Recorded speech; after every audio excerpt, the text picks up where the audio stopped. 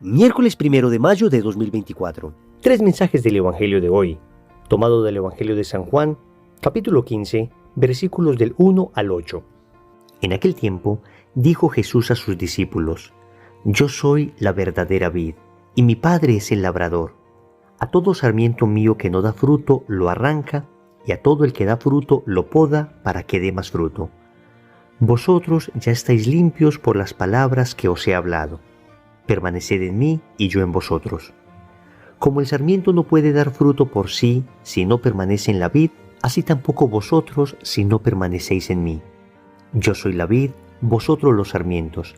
El que permanece en mí y yo en él, ese da fruto abundante, porque sin mí no podéis hacer nada. Al que no permanece en mí lo tiran fuera como el sarmiento y se seca. Luego los recogen y los echan al fuego y arden. Si permanecéis en mí y mis palabras permanecen en vosotros, pedid lo que deseéis y se realizará. Con esto recibe gloria mi Padre, con que deis fruto abundante. Así seréis discípulos míos. Palabra del Señor, gloria a ti, Señor Jesús. Vamos a meditar tres mensajes de este Evangelio. Primero, la palabra de Dios te limpia. Segundo, ¿tienes frutos para el cielo? Tercero, ¿estás seco espiritualmente? Vamos con el primer punto. La palabra de Dios te limpia. En este diálogo con los 12 apóstoles, el Señor les dice: ya estáis limpios por la palabra que os he hablado. Hemos considerado bastante la dimensión sanadora y liberadora de la palabra de Dios, pero tal vez nos ha faltado considerar más la fuerza que tiene la palabra de Dios para limpiarnos. ¿Y qué es lo que nos limpia la palabra de Dios? En primer lugar, nos limpia la mente. Nos limpia nuestras ideas equivocadas, nuestras ideas mundanas. Cuando una persona tiene permanente contacto con la palabra de Dios, se va dando cuenta cómo experimenta una especie de asepsia mental. Yo recuerdo cuando inicié mi proceso de conversión, muchos amigos me decían: ¿te lavaron el cerebro? Y yo en broma les respondía: sí, porque tenía una enorme cantidad de basura en él y necesitaba que la palabra de Dios me lo limpiara. Obviamente mis amigos no me decían más y ahí acababa la discusión. Pero meditando un poco en esto, es verdad que uno se da cuenta que cuando uno se ha alejado de Dios, uno empieza a contaminar sus ideas, a contaminar su mente, a contaminar su vida con ideologías extrañas, ajenas a la fe. Y cuando uno experimenta un proceso de conversión, cuando uno está, como dice el Evangelio, unido a la vid, cuando uno permanece unido a la vid, cuando uno se alimenta de la savia que Cristo nos da a través de su gracia, entonces lo primero que se limpia es la mente. Pero también hay un proceso de limpieza del corazón. Y así la palabra de Dios no solo limpia nuestra mente de malas ideas, sino que también limpia nuestro corazón de bajos sentimientos. Tal vez lo más desordenado que tenemos en nuestro interior son los sentimientos, y necesitamos que venga la palabra de Dios a limpiar nuestro corazón para que se ordenen estos sentimientos que en muchas ocasiones terminan jugándonos malas pasadas. Terminamos hiriendo a personas que amamos, terminamos después cargando culpas que no deberíamos haber cargado, terminamos, en fin, haciendo un desastre. Necesitamos que la palabra de Dios venga a limpiar nuestra mente y venga a limpiar nuestro corazón. Y esto, por supuesto, se hace en un continuo contacto con ella. ¿Cómo esperamos que el agua limpie una superficie sucia si no la ponemos en contacto con esa superficie? Por muy poderosa que sea la capacidad que tiene el agua de limpiar, si esa agua no tiene contacto con aquello que está sucio, nunca la puede limpiar. Asimismo, la palabra de Dios es poderosísima. La palabra de Dios tiene una capacidad enorme de limpiar. Pero si no entramos en contacto con ella, ¿cómo hemos de esperar ser limpiados en nuestra mente y en nuestro corazón? A entrar entonces en mayor contacto con la palabra de Dios. Segundo, ¿tienes frutos para el cielo?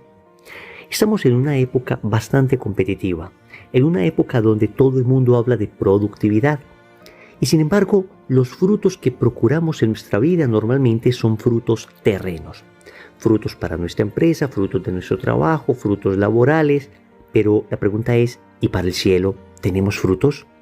En el Evangelio de hoy el Señor nos dice, el que permanece en mí, ese da fruto abundante. Fruto abundante para la eternidad, por supuesto. No estoy diciendo que los frutos humanos no puedan ser utilizados para la eternidad. Si están sobrenaturalizados por la acción de la gracia, por supuesto que estos frutos también sirven para la eternidad. Pero hay frutos de caridad, hay frutos de amor, hay frutos de virtud, a los que definitivamente les hemos prestado muy poca atención. Y quiero leerles un pequeño extracto de un libro que sacamos en el movimiento Lazo de Amor Mariano hace poco, llamado Me encontré con Jesús, ahora que sigue, donde se habla precisamente de la necesidad de dar fruto y de cómo estar con Cristo, estar unido a Cristo, es la mejor manera de dar fruto incluso en esta tierra. Y así dice: es difícil encontrar un camino distinto a este donde tu vida pueda dar tanto fruto. Hoy me encuentro con personas que otrora fueran grandes evangelizadores, pero en algún momento cedieron a la tentación de no querer seguir. Muchos simplemente dejaron la vida espiritual y ahora se esfuerzan por callar una conciencia agonizante que les acusa su actual vida licenciosa. Otros se encuentran sumidos en una profunda tibieza que alberga el anhelo de regresar algún día a aquellos tiempos mozos. Unos pocos intentan seguir siendo buenas personas, pero han renunciado a su anhelo de santidad, sea por considerarla imposible o sea porque en su nueva visión de la realidad, la santidad ya no es una meta por la que vale la pena luchar.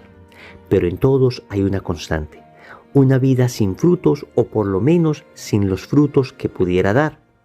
Lo que trato de decirte es que vale la pena seguir este camino aún con las dificultades que implique, pues es la mejor manera de que tu vida dé frutos. El demonio busca desanimar a aquellas personas que pueden dar mucho fruto, a aquellos cuya conversión arrastraría el camino del Señor a una ingente cantidad de personas, a aquellos que en manos de Dios serían instrumentos formidables. Tú seguramente eres uno de ellos. Por eso el enemigo buscará todos los medios posibles para desanimarte. Hasta aquí la cita. Frutos, frutos para la eternidad.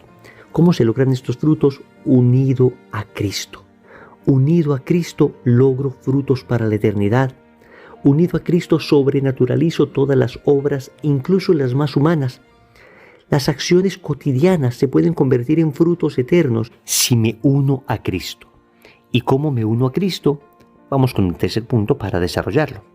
Tercero, ¿estás seco espiritualmente? Y así dice el Señor: al que no permanece en mí lo tiran fuera como el sarmiento y se seca. Luego lo recogen y lo echan en el fuego y arden. ¿Cómo hacer entonces para no secarnos espiritualmente y terminar en el fuego ardiendo? El Señor lo dice en la parábola. La comparación que utiliza el Señor es bellísima. Es una vid, un tronco, que tiene unas ramitas, unos sarmientos. Y así la vid alimenta a las ramas a través de la savia y con la savia las ramas producen frutos. ¿Qué significa esto en concreto? Cristo es el tronco, nosotros somos las ramitas, y lo que hace que nosotros seamos alimentados por Cristo y nos permanece unidos a la vid es la gracia. Este regalo enorme que no hemos valorado suficiente. La gracia es una participación de la vida de Dios en nuestra alma. Es lo que recibimos en el bautismo, es lo que perdemos con el pecado mortal, es lo que recuperamos con la confesión sacramental, es lo que incrementamos con la comunión frecuente, con los sacramentos que se viven de manera consciente, es lo que ensanchamos con el ejercicio de la caridad y de las virtudes. El misterio de la gracia. He ahí la clave para no quedarnos secos. Es la clave para mantenernos unidos al tronco. Por esa razón, si por desgracia hemos llegado a cometer un pecado mortal, hay que correr a confesarnos para recuperar el estado de gracia. Y si por alguna razón no podemos confesarnos en este momento, tenemos una circunstancia irregular que no nos permite acceder al sacramento de la reconciliación, tenemos que ponernos en oración y clamar y suplicar al Señor la gracia de poder recibir prontamente el sacramento de la reconciliación. Oremos. Amado Señor, gracias por tu palabra, porque tu palabra no solamente me sana, Tu palabra no solamente me libera, tu palabra me limpia. Limpia mi mente, limpia mi inteligencia, limpia mi capacidad racional de todo error, de toda ideología perversa y dañina. Ilumina mi entendimiento para conocer tu voluntad. Limpia mi corazón de todo sentimiento malsano. Me mueve a amarte. Gracias porque tu palabra es vida para mí. Te suplico que esa palabra dé frutos abundantes en mi vida, de tal forma que esos frutos lleguen al cielo. Me he esforzado tanto por conseguir frutos humanos que he descuidado los frutos eternos. Por eso, en tantas ocasiones he entrado en esa sequedad espiritual de la que te suplico me saques. Señor, dame lo que me pides y pídeme lo que quieras. Amén. Recordemos entonces. Primero, la palabra de Dios te limpia. Segundo, tienes frutos para el cielo. Tercero, estás seco espiritualmente. Compromiso.